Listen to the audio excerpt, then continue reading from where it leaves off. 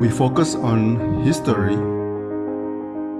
culture, religion, art, social, and philosophy of Nusantara.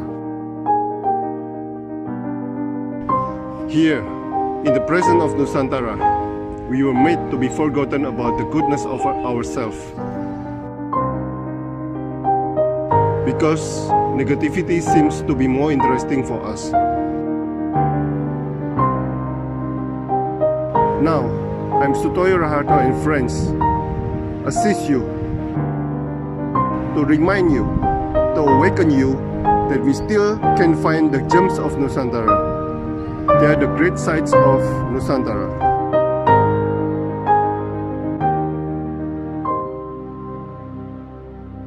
Menarik sekali ini. Loh, sudah lama Bu ada di industri ini Bu? Kalau awalnya sih sebenarnya sih saya itu mulai awalnya dari pekerjaan dulu ya Pak ya. Jadi pada tahun akhir 2000 itu saya bertemu dengan bergabung dengan sebuah perusahaan yang mendistribusikan produk herbal. Waktu itu kita adalah tim presenter dan marketing.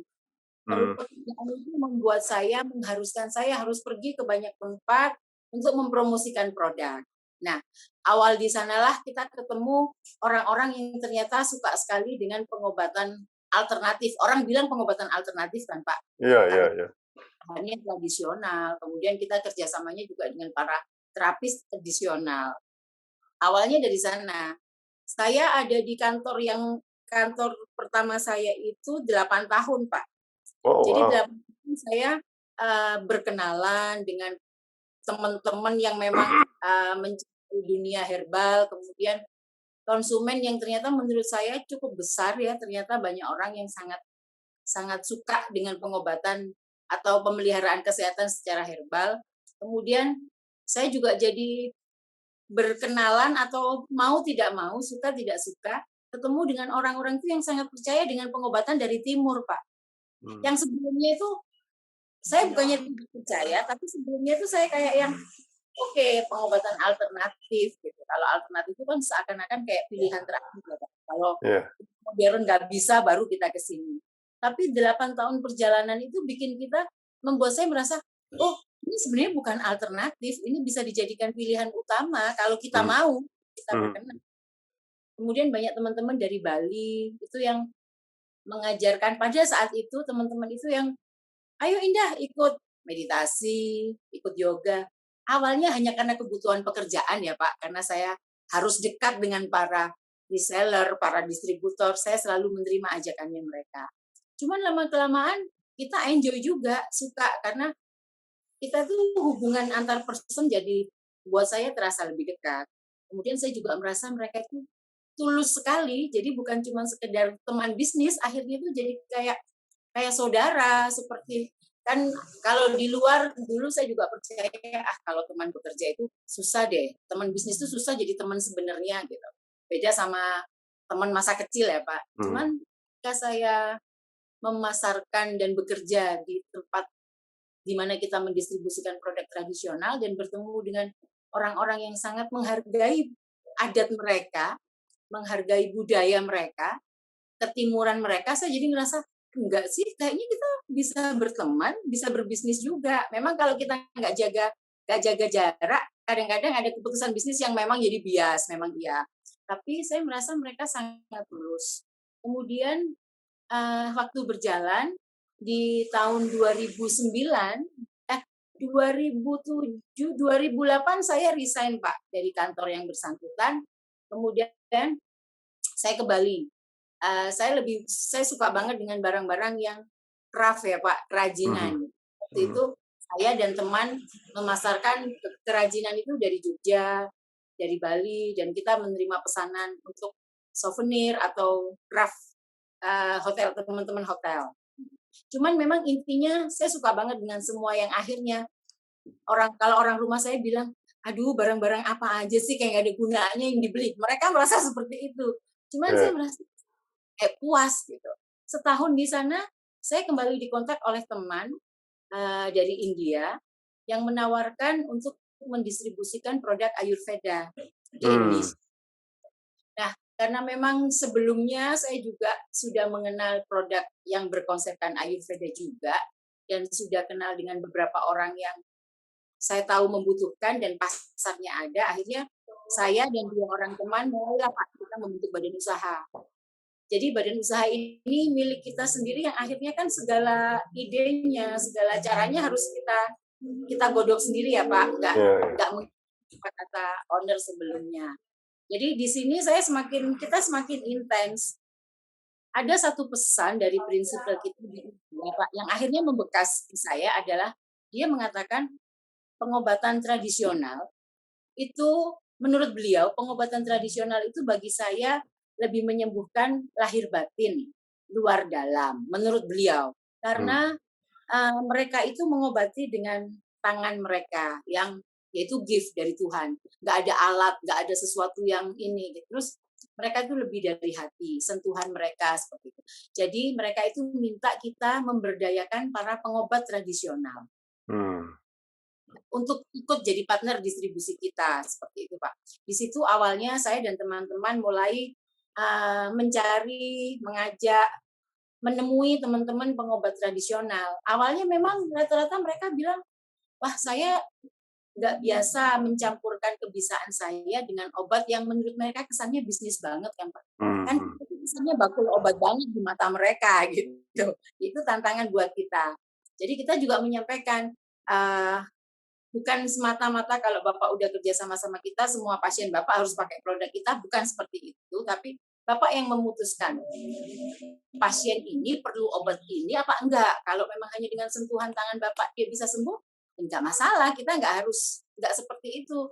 Tapi memang sebagai bisnis kita ada target yang harus dipenuhi kalau Bapak berkenan. Kalau tidak, ya jangan dijadikan beban. Perjalanan waktu itu ternyata mereka ini orang-orang yang ternyata sangat fleksibel dan mudah diajak kerja sama, Pak. Jadi mungkin memang awalnya adalah tantangan kami adalah ketika Dinas Kesehatan mengatakan pengobat tradisional itu sekarang harus ditampilkan dalam kemasan yang sangat ramah. Jadi nggak terkesan serem gitu Pak ya, nggak terkesan dukun lah. Kalau zaman dulu kan kayaknya ini dukun nih, klinik nih gitu. Jadi memang Dinkes itu mengajarkan kepada kita, kamu harus mentraining para pengobat tradisional untuk bisa menampilkan sisi profesional mereka lebih modern.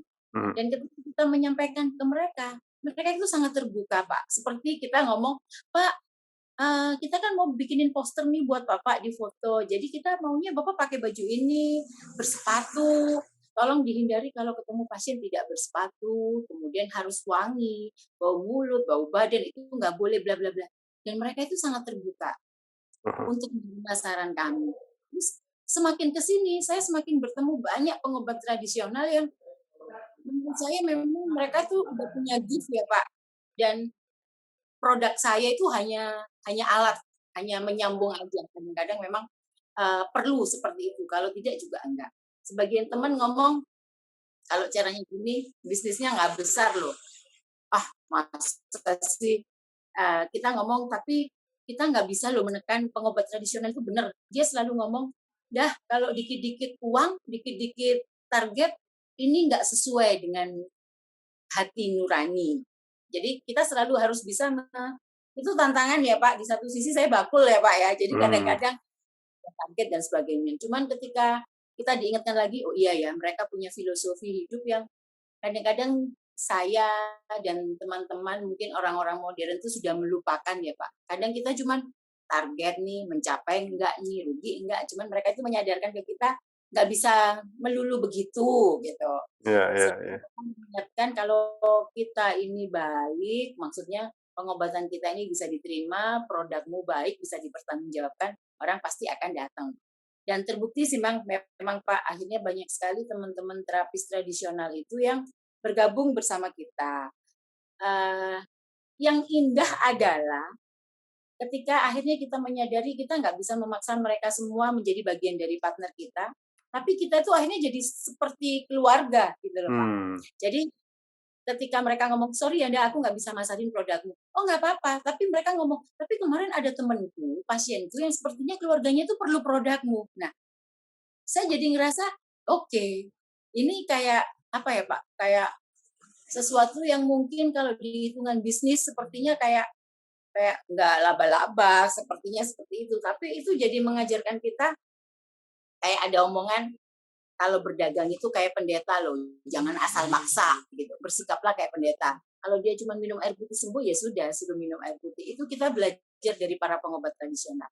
Dan ternyata itu di konsep Ayurveda memang seperti itu, Pak. Jadi kalau memang kita hanya dari pola makan aja bisa baik, ya dulu kan pola makan. Tapi kalau memang kita perlu bantuan, ya haruslah produk tambahan diberikan. Dan akhirnya semakin ke sini saya merasa antara India, ya memang antara India sama kita sebenarnya banyak kesamaan ya Pak ya, banyak banget potongannya, irisannya. Cuma semakin ke sini ketika prinsipal yang di India ngomong, tolong dong kerjasama sama pengobat tradisional, yang akhirnya mau tidak mau membuat saya ketemu banyak teman-teman pengobat tradisional. Saya akhirnya tidak berhenti di produk tradisional yang herbal aja, saya malah semakin ketemu makanan tradisional lah, kemudian kebiasaan kain tradisional lah. Jadi hal-hal yang akhirnya yang dulu-dulu hanya hobi Pak, hanya hobi aja beli batik segala macam tuh hanya hobi. Lama-lama, oh iya ya ini sebenarnya ada irisannya. Jadi kayak ada apa sih Pak? Wisdom yang sama sebenarnya dari barang-barang yang terkesan tradisional ini, wisdom yang sama dan ternyata tetap bisa dibawa sampai sekarang. Orang akhirnya bilang, berarti kamu itu bakulan jamu gitu. Iya, pokoknya yang herbal tradisional tuh aku merasa kok semakin ke sini ini jadi jawaban buat teman-teman yang membutuhkan. Dan saya seperti merasa memang aku suka nih berbisnis seperti ini atau berdagang atau seperti ini, suka. Bukan karena saya sudah terlanjur di sini ya Pak ya, semakin ke sini tuh karena keluarga mendukung, kemudian merasakan manfaatnya. Saya pribadi merasakan manfaatnya. Jadi saya merasa bukan sekedar dagangan, tapi kayak jadi way ya, kayak jadi jalan yang saya bekerja cari duit, tapi saya melakukan apa yang saya suka, yang tidak bertentangan dengan hati saya. Begitu Pak Sutoyo. Semakin ke sini akhirnya kita ketemu dengan teman-teman pengrajin makanan tradisional, bahan pangan lokal, termasuk Bu Janti Alterjiwo itu yang mengajarkan, yang membuka pada saya juga, wah beliau ini udah keliling kemana-mana, tapi beliau menyadarkan kita, sekitar kita ini loh, ini luar biasa gitu. Membawa saya ketemu ke orang-orang yang sangat memperhatikan sekitar dan saya tertular loh Pak. Jadi saya blessing dengan itu. Makanya ketika kemarin Bapak bilang ini kita menggali apa sih yang bikin kita bangga pada Indonesia, pada negara kita ini. Banyak banget kalau menurut saya, bahkan saya belum nemu 1/10-nya aja masih bingung gitu loh Pak, masih yang ada di lingkungan saya sendiri, seperti itu. Oke, saya mulai ya Bu ya. Oke, selamat sore Bu Indah Aromatika Mangestuti Ya, yang ada di sore, Pak. Surabaya. Nah, Bu Indah mengatakan bergerak dalam herbal, ya, dalam bidang herbal, kerjasama dengan terapis tradisional dan jual makanan organik. Tadi udah dijelaskan. Ya. Nah, apa yang membuat Ibu tertarik dalam dunia herbal untuk Anda sendiri, Bu? Yang tadi kan untuk orang lain tuh, dijual ke orang lain. Tapi untuk tubuh Anda sendiri, silakan. Kalau saya pribadi sih Pak, merasa bukan karena ini produk saya, bukan. Di luar produk ini pun ketika saya semakin ke sini, ketika saya akhirnya belajar dan banyak disadarkan pihak lain juga bahwa herbal, natural, organik, ataupun semua yang diolah secara alam, efeknya akan lebih bagus Pak, lebih baik buat saya. Dulu awalnya karena saya merasa lebih nyaman aja dan kayaknya kok yang nggak enak jadi enak, yang sakit jadi sembuh. Tapi kan semakin ke sini semakin banyak penelitian ya Pak, orang-orang pintar, para ahli yang memang meneliti, dan ketika kita baca memang itu persis sama seperti yang dikerjakan atau yang terjadi ketika kita mengkonsumsi herbal atau makanan organik. Kemudian hal-hal yang bersifat tradisional ini membawa kita pada satu pemahaman yang kayaknya kemarin-kemarin itu kayak ketutup ya Pak. Kemarin-kemarin itu asal enak gitu kan ya Pak. Asal fancy, asal asal di luar lagi booming kita ini. Cuman hal yang tradisional tuh akhirnya kayak ini lebih sederhana, lebih simple, tapi kita bermanfaat. Dan saya percaya akhirnya semakin ke sini apa yang baik kalau dimasukin ke tubuh kita, efeknya akan baik ya Pak, nggak cuma sekedar kesehatan, tapi juga mungkin perilaku, mungkin emosi, mungkin hal-hal yang dulu nggak saya pikirkan sedalam itu.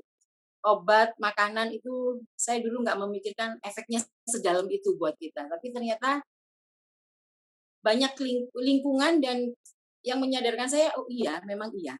Jadi bukan sekedar karena, oke aku jual herbal, dan herbal itu bagus. Enggak sekedar itu. Secara pribadi saya merasakan manfaatnya. Bukan abal-abal, Pak, dan itu didukung oleh riset. Jadi saya percaya, saya bukan orang yang mudah percaya awalnya. Tapi herbal juga mengajarkan saya, jangan mudah judgement juga, dirasain dulu. Dan ternyata memang oke, Pak. Secara pribadi, apa yang natural, saya merasa bermanfaatnya lebih long lasting buat kita. Nah, Ibu tadi mengatakan bahwa obatnya, herbalnya dari Ayurveda. Ya.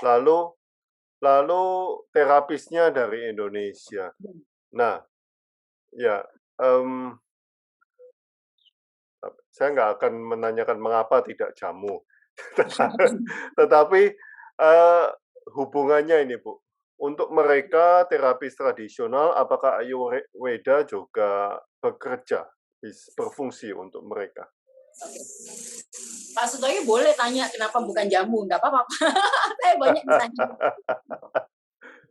Jadi semakin kesini saya semakin banyak kerjasama dengan teman-teman artisan jamu memang Pak. Cuman kalau tadi Bapak tanyakan produk dari India, tapi terapisnya terapis tradisional Indonesia dan rata-rata memang Jawa. Jadi sebenarnya seperti ini Pak, Ayurveda sendiri kalau di Indonesia ya seperti jamu memang. Karena sama-sama dari herbal, sama-sama fungsinya bisa merawat, bisa mengobati. Itu persis dengan jamu kita. Kesempatan yang datang kepada saya, kebetulan, walaupun menurut saya nggak ada yang kebetulan ya Pak, ternyata. Kesempatan yang datang di awal yang memberikan kepercayaan kepada saya itu kebetulan yang berkonsepkan Ayurveda pada saat itu. Nah, kemudian kenapa kita mengajak kerjasama para terapis tradisional dari Indonesia, dari lokal? Karena apa yang diajarkan oleh Ayurveda, konsepnya itu sama persis sebenarnya dengan konsep kesehatan kita, Pak. Jadi, mengutamakan bahan dasar yang alami. Jadi, mengutamakan bahan dasar yang sesuai musim. Jadi, kalau kamu ambil sesuatu yang nggak musimnya, bahannya, kualitasnya nggak terlalu baik. Jadi, mengajarkan kita seperti itu. Nah, pada awal Ayurveda memang mengatakan cara hidup yang diajarkan oleh Ayurveda itu sama persis dengan cara hidup layaknya konsep kesehatan di timur, Shinsei, konsep kesehatan Cina, konsep kesehatan di Indonesia sama. Jadi irisannya atau benang merahnya adalah teman-teman terapis tradisional ini tetap bisa melakukan analisa atau pemeriksaan dengan cara mereka masing-masing. Ada teman kita itu ada yang terapi simpul syaraf, Pak. Kemudian ada yang dengan medan elektromagnetik gitu. Jadi mereka punya kelebihan kalau menyentuh kita di titik yang sakit, di titik akupuntur yang sakit itu kita seperti kesetrum gitu. Kemudian ada juga yang pure pijat, kemudian bekam. Kemudian juga beberapa teman yang gabung dengan kita itu juga akupuntur. Jadi kesamaannya adalah di Ayurveda dan di pijat dan di akupuntur dan di bekam semuanya mengenal titik meridian, titik energi. Sama persis, Pak. Jadi produk kita, Herbal Ayurveda itu adalah pelengkap. Seperti begini, teman kita terapis tradisional, ada namanya satu bapak yang simpul saraf. Simpulmu di liver ini nggak bagus loh. Kamu kurang tidur, bla bla bla. Oke, kita memperbaiki gaya hidup. Cuman beliau bisa menyarankan, kamu lebih bagus makan ini, minum ini. Nah, di beberapa herbal kita itu nutrisinya bisa terpenuhi. Jadi melengkapi, akhirnya saling melengkapi, Pak. Para terapis tradisional itu bisa memberikan analisa dan memberikan energi dengan kebisaan mereka melalui akupuntur dan sebagainya itu bisa memberikan energi. Produk herbal ini itu memberikan nutrisi. Jadi jalan penghubungnya itu di sana. Jadi kita nggak yang wah obatnya dari India, pengobatnya dari Solo, emang Madok? Madok karena ternyata irisannya adalah kita sama-sama mengenal tubuh kita itu masing-masing. Jadi energinya mungkin, oh energinya lagi nggak bagus nih di sini, kamu kurang tidur, perlu makanan yang kayak begini. Herbal kita itu sebagai nutrisi aja. Benang merahnya di sana. Agak berbeda mungkin dengan pengobatan modern yang mungkin ya Pak, kalau pusing langsung dikasih obat pusing aja. Tapi kalau kita ke terapis itu mesti, wow pusingmu itu kurang tidur. Atau kalau teman saya ngomong, pusingnya karena salah makan. Dia hanya dengan lihat titik di tangan kita, di kaki, itu mereka bisa seperti itu. Pusing kurang tidur sama pusing kurang makan, treatmentnya pasti beda ya Pak. Kalau yang kurang Ya, tidur ya, mungkin ya. udah oke. Kalau yang kurang gula makannya salah nih, oh harus dibenerin gitu. Jadi pengobatan tradisional itu ternyata sangat spesifik, sangat benar-benar pribadi. Jadi setiap orang tuh dianggap berbeda, setiap orang tuh dianggap istimewa, akhirnya kebutuhannya juga berbeda. Mhm. Jadi kalau orang dulu meracik jamu, Pak ya, kalau orang zaman dulu kan meracik jamu kadang-kadang ada yang satu gelas isinya jamu yang sama, ada yang sedikit disuruh minum. Nah, itu ternyata memang beda, sama-sama masuk angin nih. Satu mungkin masuk angin dengan apa, satu mungkin masuk angin dengan itu yang berbeda. Jadi benang merahnya adalah yang tradisional ini memandang kita lebih kompleks sebagai individu. Jadi nggak dipukul rata, Pak. Nah, Saya Bu, merasa seperti itu. ada berapa jenis produk yang diimpor dari India, Bu? Kalau kita sekarang impor 12 jenis produk, Pak. 12 Jadi jenis saja. setiap organ ada produk yang berbeda. Jadi perbedaannya adalah kita bukan satu untuk semua, tapi perawatan masing-masing organ itu ada 12 jenis. Oke, oke. Nah, itu nanti dicampur, apa sudah ada campurannya dari Indianya? Dalam satu produk itu sudah ada multi herbal, Pak. Jadi katakanlah kalau kita ngomong masa pandemi sekarang ya, Pak, kita punya satu produk untuk perawatan organ pernafasan. Nah, di dalam satu produk itu sudah ada beberapa jenis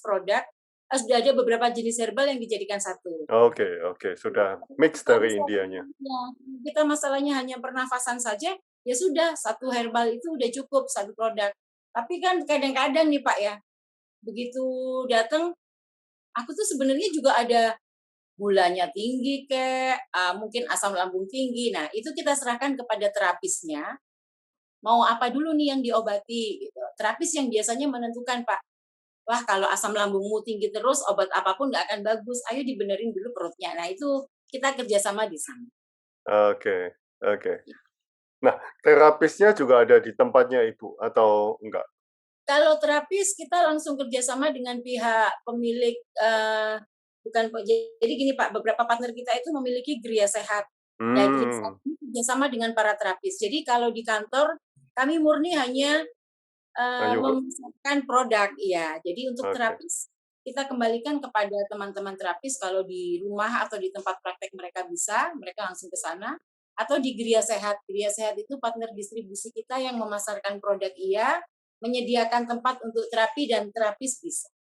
Di mana itu, Bu? Kalau yang di Surabaya ini kita ada di Bendul Merisi ada, Pak. Mhm. Kemudian ada di sepanjang itu salah satu terapis kita. Kemudian kita setiap hari Rabu juga ada talk show di Radio El Victor. Itu dengan herbalis kita juga. Kemudian kalau tidak PPKM, Pak, sebelum PPKM itu kita ada konsultasi kesehatannya juga. Malah pakai iridologi, Pak. Jadi kita kerjasama dengan beberapa ahli iridologi. Mhm. Ada di Jemur Sari. Tapi selain itu di Sidoarjo juga ada satu geria sehat. Oke. Selebihnya di Malang ada, di Kediri ada, di Blitar ada. Oh, wow.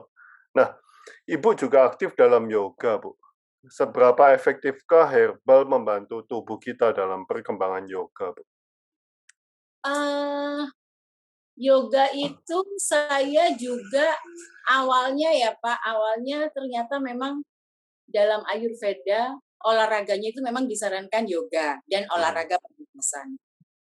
Kalau sebelum-sebelumnya itu saya hanya yoga karena pada saat itu sedang sedang banyak dilakukan dan waktu saya hidup di Bali itu yoga itu Yoga belum seperti sekarang yang harus ikut klub Pak ya. Di Bali itu kita di lapangan sore gratis bla bla bla, dan saya yang pribadi merasakan manfaatnya di postur tubuh dan kekuatan dan energi.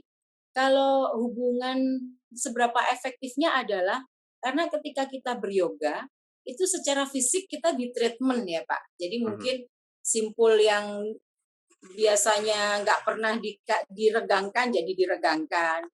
Otot yang dulu kayaknya lengket jadi diregangkan, jadi diberi energi lagi. Kalau herbalnya lebih ke memberi nutrisi ke organnya kita. Gitu. Jadi saya merasa sih berhubungan. Saya sebenarnya awalnya kayak nggak ada target ke sana, tapi teman-teman dan keluarga kan bisa memberikan testimoni kayak, oh mungkin karena mungkin karena kamu rutin nih minum herbalnya, mungkin karena kamu begini. Akhirnya kan kita jadi lihat ke dalam diri sendiri, Pak. Oh bisa jadi ya, saya merasa lebih secara kuat energi saya merasa lebih bisa terjaga Pak energinya. Kemudian saya tuh orang yang sebenarnya di nafas kurang bagus, jadi kurang memperhatikan nafas awal-awal. Ketika kita beryoga, kita diajarkan untuk bernafas yang benar, halus, sabar, menyadari lagi narik nafas, lagi buang nafas. Dan di masa pandemi ini Pak, saya baru menyadari, oh iya ya, apa yang diajarkan yoga dulu itu manfaat banget. Ketika di luar orang ngomong, nafasnya yang benar, begini-begini, kita udah paham pada saat itu. Jadi herbalnya lebih ke menutrisi, gerakan yoganya itu lebih ke secara fisik, melatih ketahanan, plus kalau yoga itu kita nggak cuma sekedar, nggak sekedar berkeringat kalau menurut saya. Karena guru yoga kan, instruktur yoga selalu ngingetin, nafasnya diperhatikan, dirasain naik nafasnya, dirasain dadanya naik, dirasain perutnya kempes. Itu kita jadi ngolah diri sendiri ya Pak, jadi lebih tenang gini. Karena beberapa teman yang awal belajar yoga itu sempat ngomong gini, aku dulu nggak pernah lo perhatian, kalau kita tarik nafas itu badan kita begini, kalau kita buang nafas. Nah jadi kayak lebih ke menjaga diri sendiri ke dalam itu lebih hati-hati lah. Tapi setelah berlatih yoga baru minum herbal kan Ibu? Saya herbal dulu Pak, baru herbal yoga. Dulu, oke. Kalau diurut berdasarkan timeline, mulai mengenal herbal dulu, kemudian karena herbal ini Ayurveda, mau nggak mau kan saya belajar tentang Ayurveda Pak. Belajar konsepnya, kemudian bertemu orang-orang yang sudah sebelumnya mengenal Ayurveda, dan di sanalah memang di kitabnya Ayurveda dikatakan olahraganya disarankan yoga dan pernafasan. Nah, kemudian ketika kita coba yoga, sebenarnya sih awalnya remeh Pak masalahnya. Saya merasa cocok itu karena dulu saya kalau ngambil sesuatu di atas susah ya, karena saudara-saudara selalu ngomong kurang tinggi kamu, kurang panjang lagi nih. Tapi pada saat saya mulai rutin beryoga, saya tuh merasa kok kayak tungkai tangan jadi jadi lebih panjang ya badanku. Kemudian tapi kalau kita ukur tinggi badan ya tetap ya Pak, saya nggak nambah. Cuma saya jadi merasa lebih, oh iya ya, kok lebih panjang ya. Terus saya bandingin sama sepupu-sepupu yang olahraganya bukan yoga ya Pak. Mereka selalu merasa, iya loh, kamu itu nggak nambah tinggi badan, berat badan juga nggak dikurangin, itu kenapa kesannya jadi lebih lean, lebih panjang posturnya. Nah, setelah saya tanyain ke guru yoganya memang bilang, memang yoga kan sebenarnya gini, apa yang lengket di tubuhmu, otot, apa itu diregangkan lagi, dipanjangin, dimasukin O2 dari nafas. Pada saat kamu disuruh tarik nafas, itu O2-nya masuk ke seluruh sel tubuh, diisi lagi. Jadi seger dari dalam. Nah, saya baru, wah segitu dalamnya ya. Sebelum-sebelumnya mah cuma sekedar olahraga ya, Pak. Tapi begitu ada yang ngomong, baru saya tanya lagi, kok begini ya? Ada yang ngomong. Semakin hari saya semakin belajar, kayak bukan cuma fisik yang diolah, tapi ya mungkin terkesan kayak pesan sponsor ya Pak, tapi benar kok kalau ada yang ngomong yoga itu bikin kita kerasa ke diri kita sendiri lebih baik. Saya merasa saya nggak terlalu kejam jadi sama diri saya sendiri. Nah Bu, sebelum minum herbal dan sesudah minum herbal lalu ditambah yoga, itu kan tiga waktu yang berbeda ya. Perubahannya apa itu, Bu, di tubuh itu? Setelah diminumin herbal, tadi kan udah ngomong lebih kuat dan sebagainya. Ya. Saya kalau yang masalah kesehatan yang paling mudah dihadapin ya Pak, saya waktu umur-umur belasan, 17, 16, 17 itu saya tuh alergi yang kalau pagi mesti bersin-bersin. Oke. Kemudian kalau kena panas sedikit itu merah-merah banget Pak, tapi saya kadang-kadang nggak merasa gatal, cuman langsung bentol-bentol merah. Ada satu teman teman keluarga dokter itu yang bilang, "Kamu ini kayaknya sensitif banget sih sama semua yang membawa alergi, bisa udara, bisa ini." Cuman karena tidak mengganggu, saya tidak pernah benar-benar obatin. Nah, setelah rutin mengkonsumsi herbal, saya tuh baru merasakan kok merah-merah, bentol-bentol itu sudah tidak pernah terjadi. Hmm. Kemudian bersin atau pilek yang sedikit-sedikit, setiap pagi saya dulu bersin Pak, kalau matahari bersinar baru saya selesai bersinnya. Itu sudah nggak pernah kejadian. Kemudian sariawan tuh dulu saya langganan banget Pak. Kalau orang ngomong sariawan kekurangan vitamin C, saya merasa enggak tuh, ternyata dokter memang ngomong sariawan itu nggak melulu vitamin C, perutmu tuh yang nggak bagus, bla bla bla bla. Nah ternyata semua masalah saya itu memang hubungannya sama perut. Hmm. Sariawan, alergi lah, gatal-gatal. Itu kalau di Ayurveda kalau akhirnya saya mau nggak mau baca, itu memang efeknya sumbernya itu di perut saya, Pak, gitu. Dan ketika itu sudah saya nggak merasa kayak ngobatin aja waktu itu. Memang rutin kita minum, tapi saya nggak merasa ngobatin, tapi efeknya langsung itu nggak ada sih, Pak, alergi-alergi itu sekarang sudah nggak ada. Kemudian kalau ketemu teman-teman sih, Pak, saya merasa lebih mudah untuk secara daya tahan tubuh. Jadi kalau kadang kita ngobrol gitu, "Ah, aku begini, kok aku enggak ya?"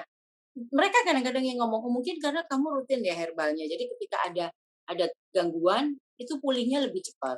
Hmm. Jadi Nah, ketika di sekitar kita sakit itu, saya merasa lebih terlindungi.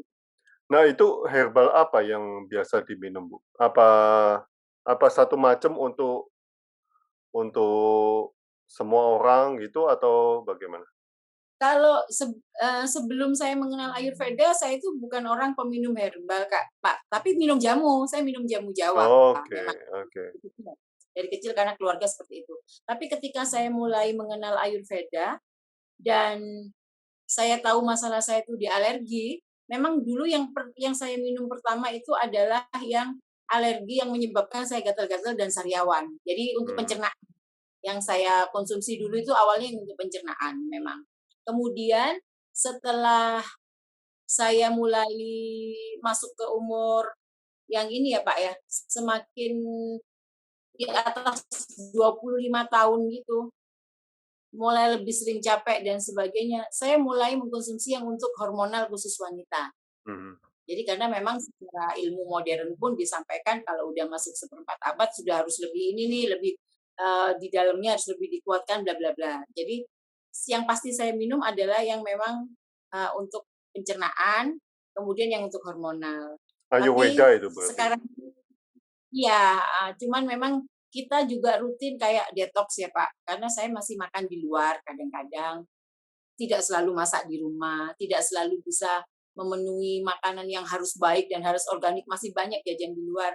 Jadi secara berkala kita detox detox diri sendiri sih, Pak, detox perut dengan produk kita juga. Jadi ada namanya Tri Cleanse, jadi membersihkan usus besar, liver, dan ginjal. Itu Hmm.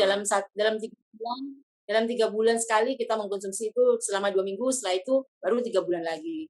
Itu juga kita pelajari karena kita dapat banyak buku-buku, banyak pelajaran dari teman-teman yang sudah terapis Ayurveda, bahwa detox loh, detox itu bisa bikin kita lebih sehat, awet muda Pak katanya. Kalau awet muda kan perempuan selalu ngejar ya Pak ya.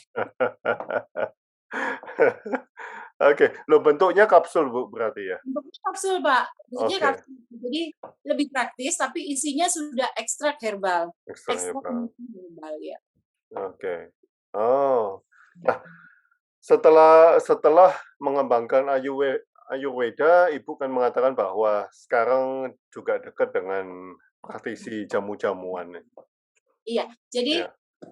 kalau perjalanan di Ayurveda ini membuat saya bertemu dengan beberapa teman-teman yang juga suka uh, atau sangat perhatian pada hal-hal yang berbau alami, natural, dan tradisional. Beberapa di antaranya memang teman-teman artisan jamu, Pak, yang membuat produk itu menurut saya anak-anak muda artisan jamu ini membuat produk jamu kita itu lebih mudah diterima oleh anak-anak muda juga. Kemudian ketika dalam perjalanan pekerjaan ke Bali, saya itu memang melihat satu festival yang di dalamnya itu para pembuat jamu itu bisa mempresentasikan jamu kita dengan sangat baik sehingga wisatawan itu bisa tertarik. Nah, belum 1 tahun sih Pak, awal tahun ini saya dan teman-teman memutuskan untuk memiliki satu divisi yang menyediakan makanan lokal, natural. Memang belum semuanya organik, tapi dari teman-teman para startup UKM yang sudah memberikan jaminan bahwa diolah secara natural. Beberapa di antaranya memang sudah mendapat sertifikat organik. Ini yang membuat saya semakin dekat karena korelasinya Pak ya, karena semakin berhubungan. Kalau kita katakanlah saya sudah mengkonsumsi herbal Ayurveda untuk perut nih, untuk pencernaan. Udah diberi nutrisi, sudah dibersihkan. Tapi kalau kita masih konsumsi ibaratnya ya Pak, barang-barang yang mungkin sebenarnya ada pilihan lebih baik, tapi masih kita makan yang nggak baik, kayak percuma ya Pak. Diobatin, diracuni. Kesimpulan saya yang menang pasti racun, obatnya kayaknya kalah gitu. Nah, ketika semakin kesini teman-teman yang bikin jamu ini menjadi minuman yang lebih enak, makanan lebih mudah diterima. Akhirnya kita merasa, wah ini kita harus memanjangkan tangan.